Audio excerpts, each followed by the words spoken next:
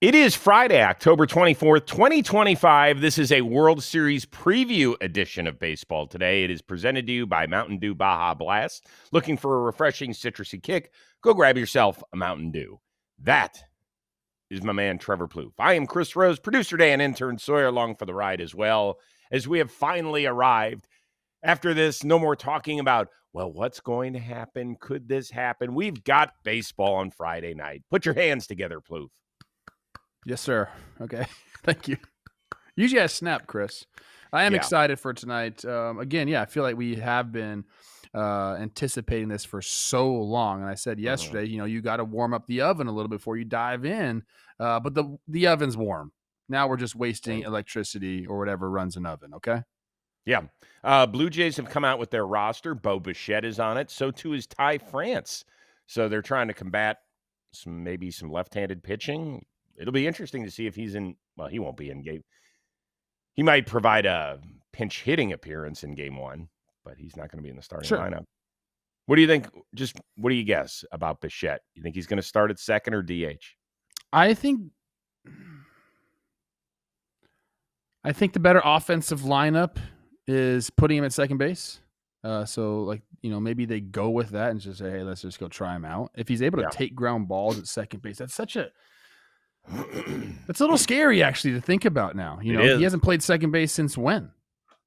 I don't think he has at all. So that's interesting to me. So if I'm a manager, putting my guy out there at second base in game one of the World Series seems like a daunting task, if we're being honest. So maybe I'll DH him.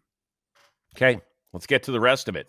On the mound, it'll be Blake Snell against the 22-year-old Trey Yesavage. Game one of the World Series, and quite a leap it has been for the right-hander. His first start of the season came at single A Dunedin.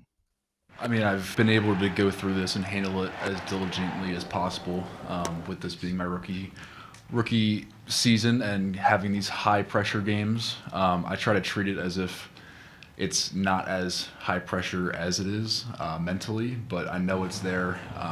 So I think I've just developed it over time. It's feeling good, but I can get better. I know I can. And it's just learning, reading swings, seeing what they want to do, seeing if they're aggressive, patient, just learning what they're going to do and attacking them that way. But I really believe I'm just getting better every start. I'm learning, I'm locked in, and I'm chasing, the best version of me. So, Plouffe, it's the guy that nobody can hit against the guy that has wowed us with his quick development, and that he's got 6 major league starts, half of those coming in the postseason. What's the bigger story for Yesavage? Is it that he's facing the champs in his 7th big league start, or the fact that none of the Dodgers have seen this kid yet? I think, true story-wise, it's probably that, he's doing this so quickly in his big league career. But if we're talking about what's going to impact the series more, I don't think the nerves and the whole, I'm a young kid thing matter as much as the Dodgers not seeing him, because that's what he has to his advantage is, that high arm angle, the splitter, the fact that, look, if you haven't seen this before, it looks totally different than 99% of the pitchers in the big leagues. And that's where his deception lies. And that's where, you have to make adjustments. And, first time seeing this guy, it's not easy. So I think that's probably going to be the bigger storyline. I think the first time through the order is going to be telling for the Dodgers. What kind of swings are they taking? What kind of swing decisions are they making? I think that's going to come into play more than nerves. We've seen this guy now.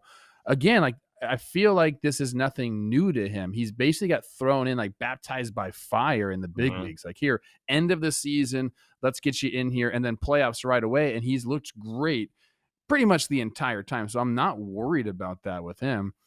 So to me, the bigger story is, man, the Dodgers haven't seen this arm angle. They haven't seen the splitter. They haven't seen this guy at all. And, usually that goes definitely into the side of advantage for the pitcher. So let's just go over a quick refresher course on how incredible his October run has been. His first playoff start came against the Yankees when they were already up 1-0 in the series. Double-digit strikeouts, didn't allow a hit. Absolutely incredible. Then the next time we saw him was in Game 2 against Seattle, and that's the one time he got knocked around. Game 3, season on the line, down 3-2 in the best of 7 series. He had to come up with a gem. And you have to remember, there was a ton of traffic on the bases. 3 straight innings where he got inning-ending double plays. And that's to his credit, to be able to keep the ball down, all of that sort of stuff. But there was traffic. And in fact, in the last 2 games, he walked 3 batters apiece. So now you're talking about a veteran-laden lineup with 3 future Hall of Famers at the top. How are they going to attack him? Would you wait it out to see? Would you be patient, or the first thing you see, would you rip? I think they're going to be patient. I mean, Shohei might not, because I don't think he cares. And if he gets a fastball first pitch of the game, watch out. So I'm curious if he does go split right out the gate. But I think these guys, as veteran hitters, I don't think they're afraid to get behind the count, even with the splitter. I'd imagine they'd want to see a few pitches first time through, with the caveat of, hey, man, like if this guy's grooving a fastball and that's what we're seeing from him early on the game, we'll go after that. But in my mind, the veteran mindset there would say, hey, let me see a few. I want to see a few pitches, because later in the game I want to have that information, maybe with some runners on. Yeah. I think that might be the case too. If Freddie comes up and there's runners on, I don't think you wait him out. I think you go out there and you be aggressive. I think he throws anywhere between low 70s and mid 80s in terms of a pitch count, is my guess. Mm-hmm. There is that adrenaline kick too, where your tank can get emptied pretty quickly, particularly if he has to work through some tough innings like he did in Game 6 against Seattle. I do think it's a huge advantage for him that he hasn't been seen. So I don't know. It'll be fascinating. I can't wait. The fact that a 22-year-old who's making his 7th start, that is the fewest of any major league pitcher to start Game 1 of a World Series ever. He's also the second youngest. Ralph Branca, 1947 for the Brooklyn Dodgers, was 21 years old and change. I don't think as much of the world was watching the World Series in 1947 as it is today. I could be wrong, though. 64-degree arm angle is what we got him at.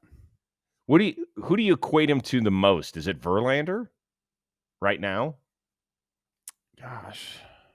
In the big leagues right now, or guys that I've faced? No, I mean, right now.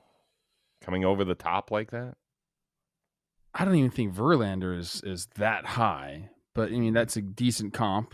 Fastball riding like that. But Verlander didn't have that. Did he have a splitter? I don't think he had a splitter. Mm-mm.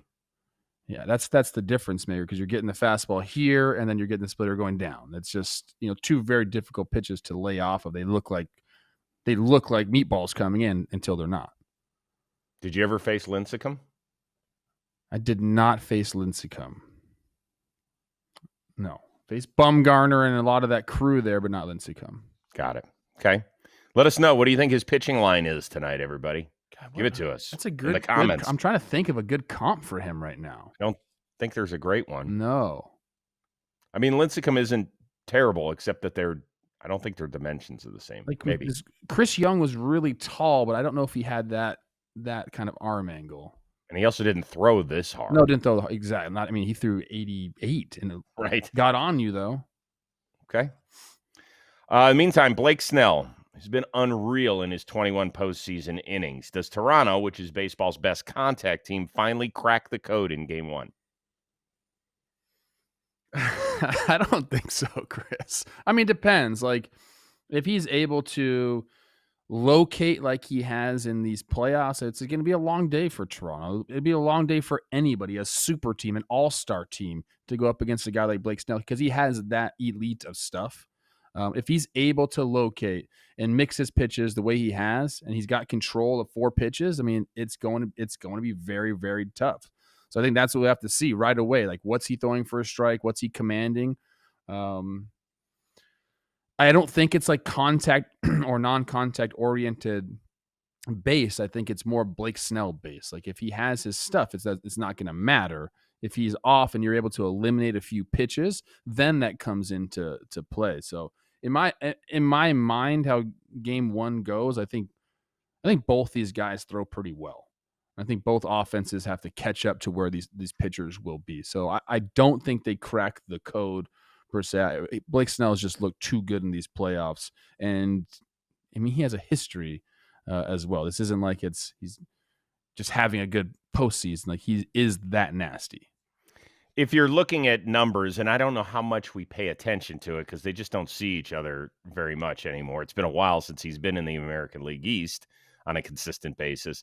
A collective 623 OPS. That does not include Bo Bichette, who, by the way, the last time he played second base, Dan looked it up, was 2019 at AAA. So he hasn't done it at the major league level.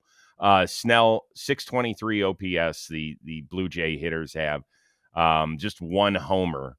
Springer's got one in 22 at-bats against him, but that's it. It's not very good. Here's the deal. Blake Snell is on an incredible run. Trev, he has allowed 4 base runners to get to second base in the playoffs. 4. That's it. That's it in 21 innings of work. Here's another note from The Athletic. In the live ball era, so we're talking about since 1920, only 3 pitchers with 20 or more innings in a postseason have had at least 20 strikeouts and a sub-1 ERA. They are Sandy Koufax, Hall of Famer, John Smoltz, Hall of Famer, Justin Verlander will be a Hall of Famer. Snell currently sits at a .86 ERA, and oh, by the way, he's only walked 5. He's found this. The changeup, I think, has been such a difference maker for him. He's throwing it more this year than he has in years past. And I think that, against a right-handed hitter, that's such a weapon to be able to throw that pitch, just keeps you guessing. It's just so difficult to pick up. So I think that is why we're seeing him have so much success, even in the zone as well. Just the change of speed on that, because the four seam has always played for him. But to have that little wrinkle in there with the changeup, I think has changed the way that you have to approach him, and people haven't figured it out yet. So, I think both these guys are going to come out and look really good to start the game off. He's always been a guy that has been challenging to hit. The thing that's different now is the length that he's giving you in all of these outings, and that is something that has changed, whether he likes to talk about it or not. That is something that, in my opinion, has elevated him over the last 3 years. Give us stat lines for both of these starting pitchers. I don't think that the Blue Jays do a ton of damage against him. I could see them scoring a couple of runs. I don't think it'll be 4 or 5, but who knows? You can save those receipts as you always do. Thank you. Are you asking Today's the commenters episode or me? What's that? You're asking the commenters to do that stat line? Oh, well, you know what? You've been red hot. No, I don't want to. I don't want to. Okay. You don't want to? I'm glad you're asking the commenters, yeah. You don't want it out there? Uh-uh. Okay. I'll give it. I think Yesavage goes 5 even. Okay. I think he gives up 3 runs. I think he walks 3 again. I think he strikes out 6. I think he gives up a home run. I think Snell goes 6 1/3, punches out 9, punches out 8, gives up 1 walk, and gives up 2 runs. He ain't coming out in 6 1/3. He's only giving up 2 runs. They don't have anybody back there. Well, he could be in trouble. Yeah, I mean, yeah, if he's got base runners on, sure. I like those lines. Good job, Chris. Well, you like him. I'm not afraid to put him out there because you know what? I'm thick-skinned. I'm just thick. Today's episode of Baseball Today is sponsored by Nutrafol. There's nothing like the postseason, and it's full of moments we can take our hats off to. That's why Nutrafol is now the official hair growth partner of Major League Baseball. They want to help fans celebrate what's under the hat. With thicker, stronger hair, they can feel confident showing off. Did you know Nutrafol is the #1 hair growth supplement in the game? It's clinically proven to see results in 3 to 6 months, which is really pretty good. Nutrafol, it's all about growth, the kind that takes time and commitment and consistency, and that's why they love the great game of baseball, because it's more than a game. It's about showing up day after day, season after season, because when you get to the biggest moments, nothing should hold you back. In this postseason, whether you're tipping your cap to a walk-off win or just enjoying the game, you can do it with hair worth celebrating. Visit Nutrafol.com, take $10 off your first month subscription, and join millions seeing thicker, stronger hair. We know that's important when that's somebody special in your life who likes to run their fingers through your hair. My wife likes still doing that. Oh my God, relax, dude. Hey, got to get excited what you can at my age. Plenty of stars in this series, right? Vladdy, George Springer, Ernie Clement, star status. And, of course, the MVP threes at the top of LA's order. And guess what? They are all ready to shine. I'm not here to debate all that. I just know that everybody has the ability to do this. And we chose to do it. We enjoy winning, as from the top to the bottom. Everybody loves winning, loves being successful, and that's what we're doing. If you look at the stories, it's David against Goliath. You know who won. You know everybody know who won, right? So that's what I got. You know, I just believe in God, and everybody trying to do the best, trying to win some games. I love it. Vladdy pulling out the David versus Goliath thing. We didn't see it that way on Thursday's show at all. The Athletic did put out a poll for fans in terms of their interest and who they're rooting for and stuff. What % of fans do you think are rooting for the Blue Jays? Oh gosh, 74%. Oh really? 85? 80. 80%. There's a new evil empire, and it's wearing Dodger blue. Let's get to the offensive side of this thing. Blue Jays team OPS is more than 100 points higher than the Dodgers this postseason. We haven't talked much about LA's offense. We focused on their starting pitching, but does the offense have to get it going, or will how it's produced so far be good enough against Toronto? That's all pitcher dependent. If the starters do what they did, then it's obviously fine. They can kind of continue to go. I think they need to the top of the lineup in particular needs to go and just be themselves. You said MV3s, whatever you called them. They got to play like that. They really haven't, besides Shohei in the last game. Here and there, they've sprinkled it throughout the playoffs. But if you look at the overall numbers, they haven't really done what they'd probably expected to do. So I do think they need to pick it up offensively. Even a guy like Andy Pages down at the bottom of the lineup, I think he needs to pick it up as well. So again, if the pitchers, the starters in particular, go out there and just crush it, then yeah, they can get by with, the 3-run homer or, the crooked number innings. It's kind of what they do. But if they aren't getting that type of starting pitching, then yes, I truly believe they need to go. That's the one thing about the Dodgers is they put up crooked numbers. Like if they're getting guys on, they're getting them in. And that's scary for a team like Toronto. But to answer your question, yeah, I think they need to pick it up. Yeah, the bottom of the order. I mean, they almost need a Trevor Plouffe pep talk. Yeah, I think is the way it feels. But Shohei did great against the Reds, was neutralized against the Phillies, and for the first 3 games against Milwaukee, didn't do squat. And then the 4th game is I still have no idea how to describe it. Freddie Freeman has been okay at best, a collective 744 OPS in the postseason. Mookie Betts, it feels like he has done better. Let me see what he's got an 809 OPS. Does have 5 extra base hits, so that's been good. Teoscar has been phenomenal. Will Smith has been not good, and then they just haven't gotten a ton from the bottom third of their lineup, but we'll see. Yeah, I do think that they need to do more. I think they need to do more. I think they've been average, but they've also faced some really excellent pitching, I think. But, even Yesavage kind of has the stuff to neutralize Shohei. That's, if you look at how guys approach him and, everyone kind of tries to do the same thing because everyone has the same information. Like Yesavage is going to go up and in with the fastball and down with the splitter. I mean, that's what they're going to do. And if you can get Shohei to chase, which he's done, I've seen it firsthand. Like he can get a little swing happy at times. Then you can win those battles. But if you miss, like if you make a mistake at all, he doesn't miss. So that's going to be, a big thing to watch for, especially, with the Yesavage is he getting the pitches where he needs to get them to neutralize Shohei? Okay. All good stuff. All right. Baseball postseason. World Series starts tonight. We're in full swing, baby. And keep up with the Fall Classic with T-Mobile, the best network in America. That's according to Ookla Speed Test. With the most towers, a signal that goes farther than ever before, and the most advanced 5G, you can catch even more of the postseason.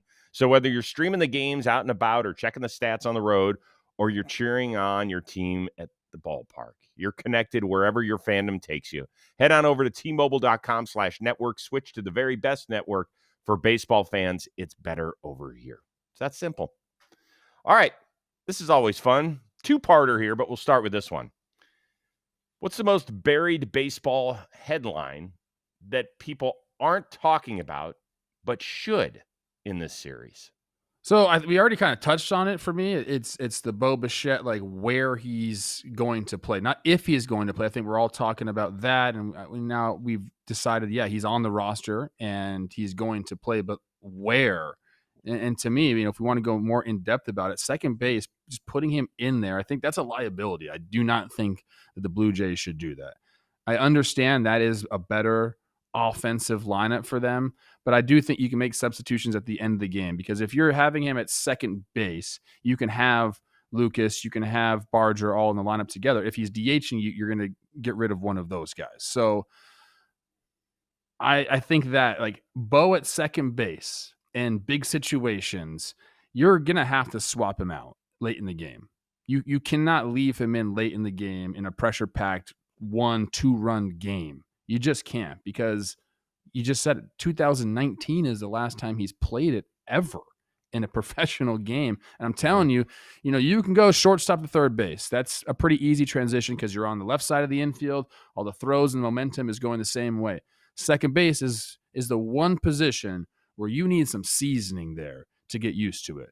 It's a little bit easier now because you can't break up a double play the way you used to. That used to be the hardest thing and a scary thing, if we're being honest. But still, momentum going the other way, opposite the side you're used to as a shortstop, turning those double plays, knowing positioning, especially for bunts. Now, I know the Dodgers don't bunt a ton, but it wouldn't surprise me if they decided to, hey, let's test this out. Let's see if we can make Bo run over to first base to cover a bunt.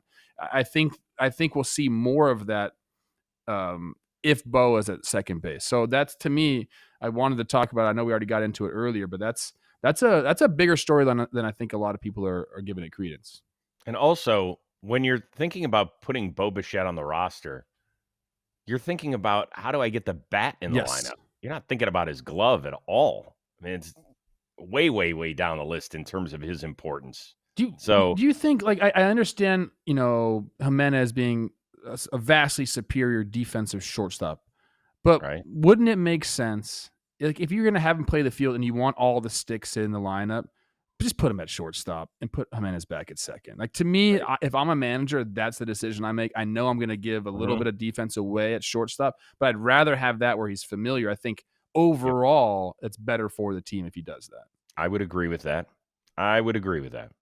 And let's remember that Jimenez, I think he won a platinum glove at second base. He can do that. Jimenez can move anywhere. Yes. Yeah, he's great. For me, it's the lack of reliable left-handed pitching on Toronto's roster, in part to combat Ohtani and Freeman. So Shohei, more than nearly 60% of his playoff at-bats have come against left-handed pitching, right? With the Phillies, obviously we saw Sanchez and Luzardo start 3 of those 4 games. But Milwaukee, they came out with openers more than half of the time in that series. Why? Because they wanted to neutralize Ohtani, who ended up going 4 for 24 against left-handed pitching. Against right-handed pitching, he was 5 for 17, but he hit 4 of his 5 homers. Freddie Freeman, almost 57% of the pitches that he has seen in the postseason have come from left-handed pitchers, and he's 6 for 22 against them. Who do you go with if you're John Schneider? I don't think that there's a matchup that he feels great about. He might say, hey, listen, our guys did great during the regular season, but during the postseason, Fluharty has got the best ERA out of the 3 of them, 6.23. Lauer, who we've barely seen, an ERA of 9, and Little, an ERA of 12. And the last time we saw him on the mound, Cal Raleigh was booting one into the left field seats. So I don't know. That wasn't a lefty-lefty matchup, though. No, it was not. It was not a lefty-lefty matchup. I think Little's his guy, and we'll see what he decides to do. But I think we might see a little Neapolitan try them all the flavors. See who works. Would you feel good if you were John Schneider or a Toronto fan about your choices? Yeah, I don't know. I mean, yes, yeah, You would. yeah. Huh. Interesting. I think they have enough lefties. It's not like they just have one guy. So I think they should mix and match. Unless somebody gets a hot hand, then you ride with them. That's the thing. One of these three has got to jump out because it just hasn't happened to this point. Yeah, I mean, having three lefties that you can go to, I think that's good roster construction against this team. Now you're saying maybe they aren't the best lefties to go to, but having the options, I think, is a good thing. Yeah, I mean, I suppose having them is good. Having guys who are not performing is bad. That's the analysis for the day. That's the analysis. We can't have ERA to me means nothing because it could just be it's one game, it's whatever. So could be, yeah. But Little is a guy who was dependable during the regular season, and I think the last month-ish of the regular season, and then in October has not been. Yeah, it has not been the same. Just hasn't been. Give me one guy who's under the radar, but you think will play a prominent role in this series. I already kind of touched on this guy. For me, it's always a former Cleveland infielder, Andres Gimenez. I think there's going to be a couple defensive plays that stop rallies that Toronto's going to need against this Dodgers offense, and that's one guy that can absolutely do it. I also think that he's a guy at the bottom of the lineup that showed some life. We always talk about, hey, your stars got to be stars in the postseason, but like the couple homers that he hit in that series in the ALCS, like those are series altering at bats right there. If you're getting production like that from your 9-hole hitter, chances are things are going really, really well for you. So not only can he bunt, can he move runners over, but if he has big swings like that, that's to me is going to make all the difference in this series. And I've said it to you before, and I'll say it again because I truly believe it. Slow heartbeat guy does not give a dang that he's playing in the World Series. Like he's going to show up and do his job. And so like dependable guys like that, how managers are like, give me 9 of those guys, I'll figure it out. Like he's one of those guys. Like put him out there, let him do his thing. I think there's a couple guys like that in this series that we'll be looking towards. I don't know who you're going with, actually. I hope it's not Tommy Edman, but Tommy Edman's another guy that he's going to do his job. And, if he has big hits that could swing a series, to me, Andres Gimenez is the one I'm looking at, though. I think this guy qualifies because we just don't talk about him the same way we do Shohei or Mookie Betts or Freddie Freeman or even Teoscar Hernandez. But it's the guy who's got the most home runs in LA Dodgers postseason history, and that's Max Muncy. Okay. I think the lineup's entirely different when he is in there. There have been a couple of games where he has not started because the other team has gone with left-handed pitching, and I just talked about this. The Blue Jays throw out 4 starters that are all right-handed. He's going to be in the lineup from the word go, and that is huge because even when he's not swinging it and connecting, there are times where he could be hitting 200 and still affect a series because his eye is so good. He's tied for the team lead in walks this postseason, even though he's got 15 fewer at-bats than the guys at the top of the lineup. He's got the highest on-base percentage of any Dodger that is playing on a consistent starter-ish basis out there.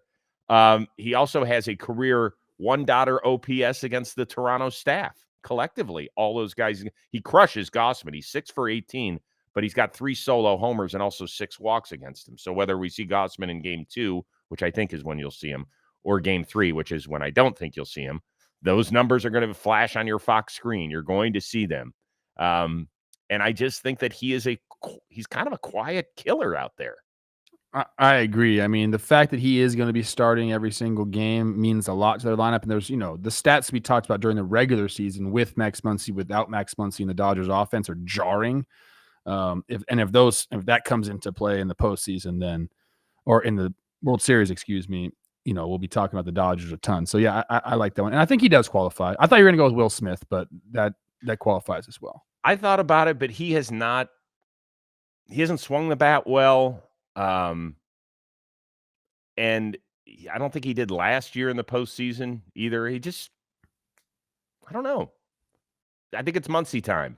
Okay. And I do think it's a big, big deal that he gets to start every game. There's no doubt in my mind that Muncie's going to hit a massive homer in this series. Like that to me makes a lot of sense. Okay. Let us know, who do you think is maybe somebody a little bit below the radar? What are they going to do? Also, give us the big baseball storyline that maybe we haven't touched on. Something to keep, and we'll shout somebody out if they get it right in the comments and it happens in game 1. That's right. You could get a verbal shout out on baseball today, and I don't know how your life can get better after that. Oh. All right, Shohei's impact on the field, obvious, right? He's about to win his 4th MVP, trying for his 2nd ring, the whole bit. But here is Toronto starter Max Scherzer. He actually thinks that the 3-time MVP can have a huge effect on the grassroots of baseball. I hope he sets a tone for the youth here of not just being a pitcher only when you're 9, 10 years old. No, be a hitter. Try to be multi-sport. Try to be multi-positional and do that. So that's why I think he's great for the game, and hopefully the kids are seeing that. All right, so do you think that Shohei has had that sort of impact that Scherzer is talking about, or will have it? I don't, unfortunately. 9 and 10-year-olds, everybody's playing every position, and there's no pitchers only. I think you can go to the high school level, and that maybe is a little bit different. But guys like me and you come on the show, and we say, he's a 1 of 1. This isn't gonna happen again. I think maybe we're the problem here. Look, he's great for the game of baseball. I don't know if he's a guy that's gonna encourage people to play multi-sports. In my mind, I don't think he played multi-sports, even though that's what I think people should be playing. But I don't think Max is on, and I don't mean to dog Max or Shohei. I just don't think that correlates as well as maybe Max thinks it does. I'm in the 9 and 10-year-old baseball world right now. And again, everyone wants to pitch, everyone wants to hit. So they are doing a good job of doing that. It's later in life. It's the high schoolers, and that's more on the coaches. You got to stop telling these kids you're a PO, which means pitchers only. If I hear that term, I almost want to throw up. It's gross. But I think for the most part, even in high school, even though we've gotten some of those POs, everyone still wants to play multiple positions. Everyone still wants to hit. Everyone still wants to pitch. I don't think Shohei's having that kind of impact like that. I think has an impact of getting people to want to play baseball, which is probably more important than being multi-position or multi-sport. I think getting the youth not only to play baseball, but to just watch baseball and to be into the game, I think that's what he's bringing more than anything else. So he's very, very, I don't want people to misinterpret what I'm saying. Like, he's very important for the game of baseball. Probably, honestly, he's probably the most important person we've had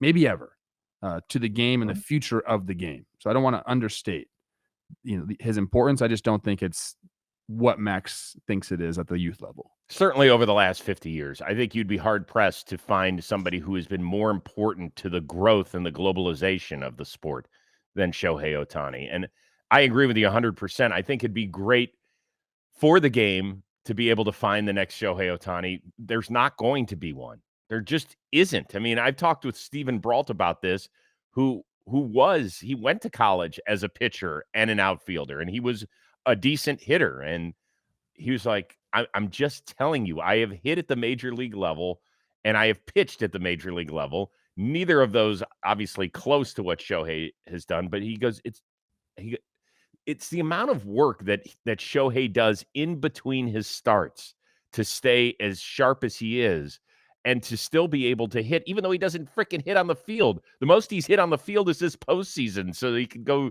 get used to some of these stadiums that he's going into, and to stay sharp when the Dodgers have a week off in between the LCS and the World Series. It's just, we're blessed. We've talked about this. It is a shooting star, and we should all be so fortunate that we were born in the same span as Shohei Ohtani, because if this had happened in the 1920s, we've been like, oh, God, must have sounded cool. But now we're living through it. So that's the coolest part. And I do want to go ahead. I totally agree. I think the one aspect where we might get another two-way guy, again, I still think this is kind of far-fetched. It would be a hitter who has some sort of incredible arm that maybe comes in relief every once in a while. Yeah. But to be a starter, and okay, because we're not talking about just doing it. We're talking about being elite at both. It's that's the thing that gets me that people don't understand, or they do, but I want to get it out there again. He is an elite hitter, 1 OPS. Okay, 50 fucking 50, Chris. And he's also an elite pitcher. Like, that is the difference. Not, hey, man, this guy has a chance to come out of the bullpen once in a while, or this guy's a pitcher. Like, who was there's been a couple good hitting pitchers back in the day. There was a guy for the Diamondbacks. What the heck was his name? Micah Owings? Yeah. But I mean, even when you're just talking about pitchers, like Zach Greinke was always a great hitting pitcher. Carlos Zambrano, Mike Hampton. Yeah, I mean, those guys, I tip Mad my Bum. cap to those guys. Great, but they are not close to the level that he's doing it on both sides. So that's my thing. I mean, Shohei, just look at his pitching statistics, okay? He's made 100 career starts in the regular season. His ERA is 3 even. He has 11 and a half strikeouts per 9. His whip is a smidge over 1. His FIP is 3.18. His ERA plus is 1.43. Those aren't good numbers. Those are elite, like Cy Youngish voting. Now, he's not winning Cy Youngs, but being in the. He could win a Cy Young. If he just did, he was a Cy Young 4 in 2022. I know. It's incredible. So, I do want to finish by saying something that is really important, and I know we have a tremendous cross section of people in our community. So for those coaches, because I have now officially run the gamut on being through T-ball, Little League, All-Stars, high school ball, and everything. The PO stuff, the pitching only, stop that. We have to stop that. It is. I felt like Max Scherzer was talking to those people. It is incumbent on 2 things: not specializing your kids when they get on the diamond. You're not freaking running a top 5 team in your city. Not all of you are. I know that.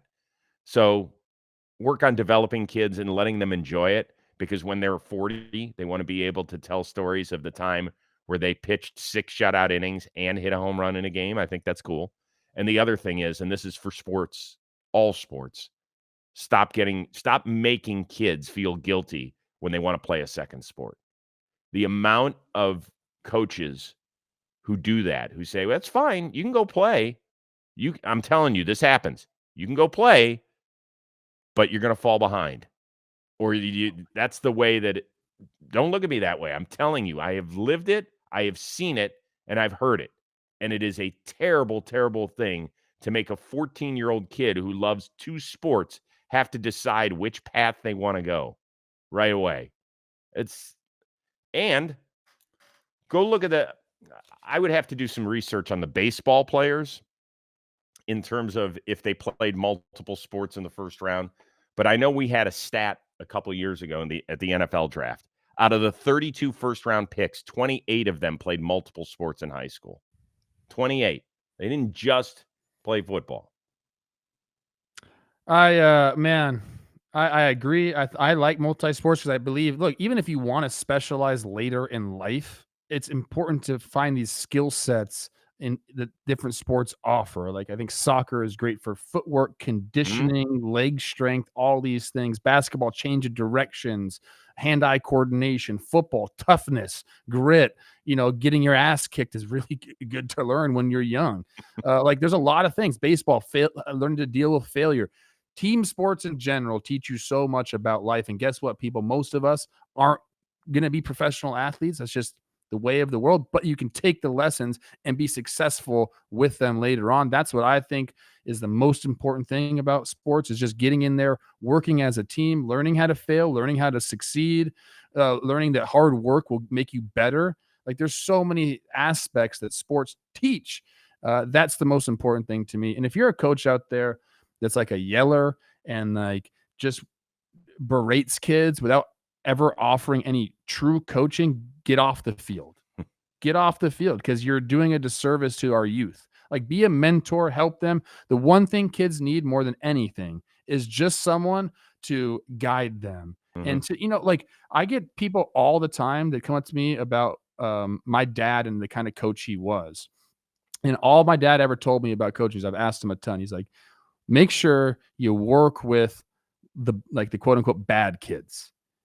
Like work with those kids more than you work with your best players. He goes, they'll remember that. Number one, they'll get better, and you'll see the fruits of your labor on the field. But they'll remember that, and it helps them. You don't want like kids that are like the worst players on the team. That they know that, they feel that. But if you can teach them to work and to get better, it's awesome. That was me. Did you have a good coach that like encouraged you and did that? Yeah. I mean, you're right. Yes, they do. It was a little different when I was growing up. I think coaching was a lot different than it is today. But I don't know. I'm very passionate about kids. yeah, no, it's great that it is. Yeah. It's great. It really is great. And by the way, when they test the defensive backs at the combine, you'll hear Daniel Jeremiah talk about it all the time. Talent evaluators in the NFL love it when defensive backs had played outfield in high school. Oh, yeah. They love watching them track balls, and the guys that can do it, it really stands out. So that's something that we can all tie together there. Cool. All right. It's almost prediction time. But first, the playoffs and the World Series are here. So whether you're at a watch party or a tailgate or hanging with friends after the game, nothing levels up those moments like the refreshing tropical lime kick of Mountain Dew Baja Blast. It is legendary. It's available everywhere, can, bottle, you name it. So during the Fall Classic, whether you're hanging with friends or you're rooting for your favorite team or against your least favorite, grabbing food late night after the game, maybe this weekend you're going to go to a college football or an NFL tailgate before sitting in and watching another game of the World Series, whatever ties it together, that's Baja Blast. Don't wait. Grab Mountain Dew Baja Blast today and taste the tropical refresh that takes every occasion to the next level. Find it now at mountaindew.com/finddew. Okay. Let's do it. World Series predictions. Who wins the series? How many games it's going? And who is your MVP? I kind of hate my answers here because it's going to be a chalk answer, Chris. It just is. I think I truly believe in it, though. I think the Dodgers are going to win. I think they're going to do it in 5 games, and I think Shohei Ohtani is going to be the MVP. Okay. I wish I had some cool answer that wasn't that, but like that's just what I have in my head. So it's hard for me to pick one of these hats. Here we go. Do I go Blue Jays, Dodgers, Blue Jays? I sit here and, man, the Blue Jays have been on an incredible, incredible run.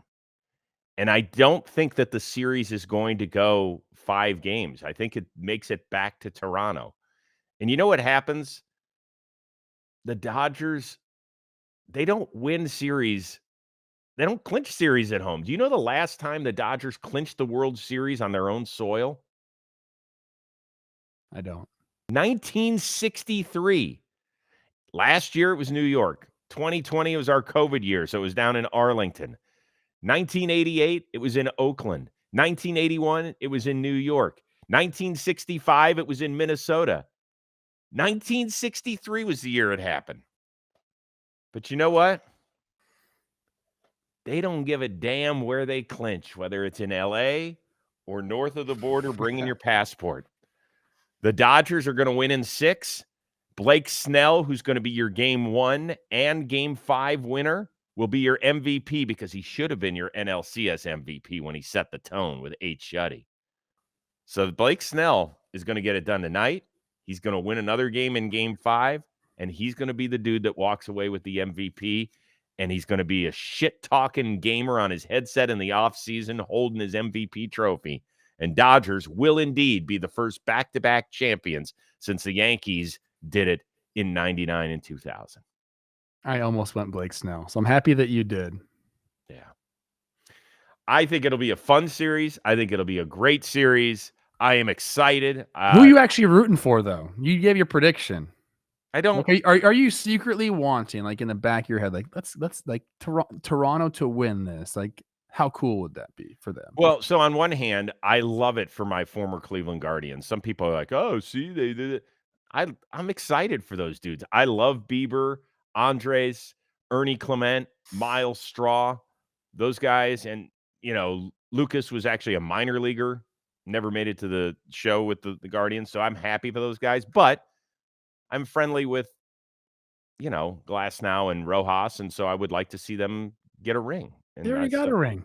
I know, but another one. I think it'd be, and I do like to see great, great teams together. I think it's huge. I think if the Dodgers win again, it's enormous for baseball because it gives somebody, you'll have a rooting interest either for or against them. And I think that's a great thing for the sport.